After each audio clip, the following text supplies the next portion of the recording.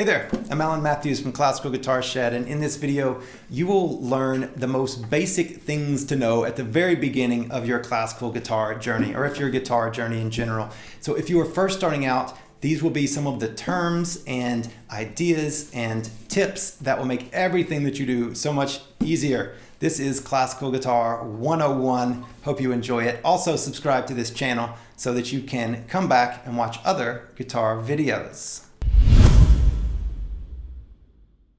So let's start with some terminology. With the hands, the left hand, we number our fingers 1, 2, 3, 4. Yes, 1, 2, 3, 4, pretty straightforward. The thumb in the left hand doesn't really get, sometimes you see T or sometimes you see a 0, but 1, 2, 3, 4, that's mainly what we're doing in the left hand. For the right hand, we have P, I, M, A, and then there are many things. I have D written right here, but sometimes it's called C. I've seen CH. There's a number of things for the little finger, but we don't use it much in the right hand. Normally you just see P, I, M, A. And so those are the main ones for the right hand. So those are your fingers. Next, here we have a grid. And this grid represents the guitar neck. Whenever you see these, and you probably will in your learning, then the string over here on the left side, this one right here, is the big low string. It's like looking at your guitar head on like this. And so you can look at the big string is on the left, and then each vertical line is the string. So this is how to read these grids. This top one up here is the string closest to the floor.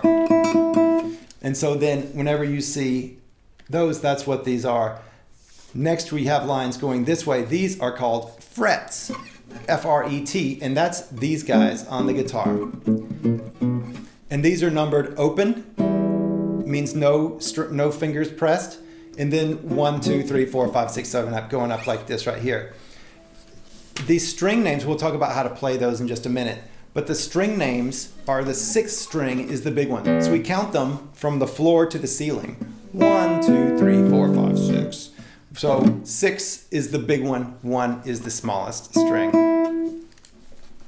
You can also know the note names of the strings if you would like to, and that is going from the 6 to the top, E, A, D, G, B, E.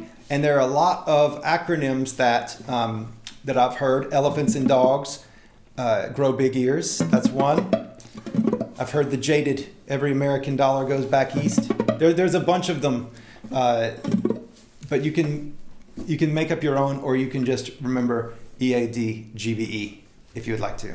So before we go on from the guitar neck, whenever you are using your left hand fingers and pressing a string, you want to do it right behind the fret, not directly on top of it, because it'll mute it out and make it woofy, but just behind meaning that way, just behind the fret. That's the place to press each string, is just behind. If you do it too far back here, you have to use a whole lot of force or it's going to buzz.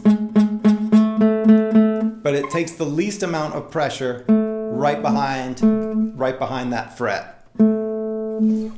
With the right hand, we won't go into right hand technique. It's a whole study. It's a huge study, but the main thing is, as you start out, don't brace your pinky on the top of the guitar. Like, just don't touch the top of the guitar.